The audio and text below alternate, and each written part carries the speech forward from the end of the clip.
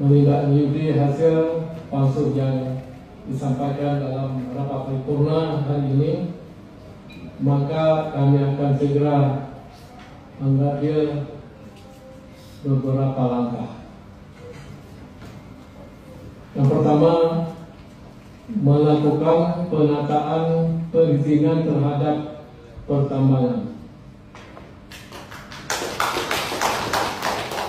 Para wartawan, saya harap menulis yang betul, menginformasikan yang benar terhadap kepada semua masyarakat dan kepada semua investor. 2. Melakukan penertiban terhadap pelaksanaan pertambangan di seluruh Aceh sesuai ketentuan perundang-undangan. 3. Termasuk penertiban dan penataan tambang ilegal. 4. Karena tambang ilegal selama ini telah menyebabkan kerusakan lingkungan dan juga tidak memberi manfaat bagi pendapatan daerah. Yang kelima, selain itu, penataan dan penertiban tambang ilegal juga nantinya akan kita arahkan untuk dikelola oleh masyarakat secara legal melalui koperasi atau UMKM. 6.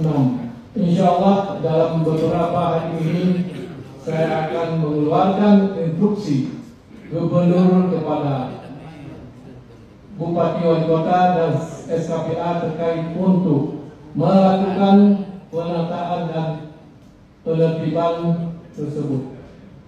7. Sebagai informasi bahwa saat ini kita telah mendata sumber minyak masyarakat yaitu sebanyak 1.630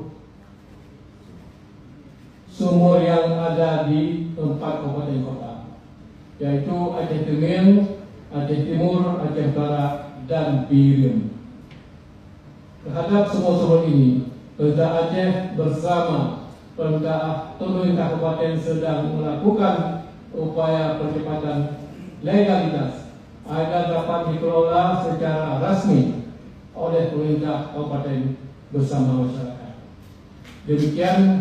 Ada tambah lagi, ini perlu kita garis bawah kita bersama, Bapak Ibu sekalian.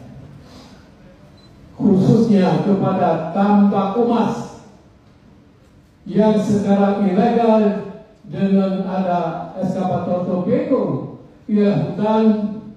Mulai hari ini siapa lagi amaran waktu untuk dikeluarkan dari hutan.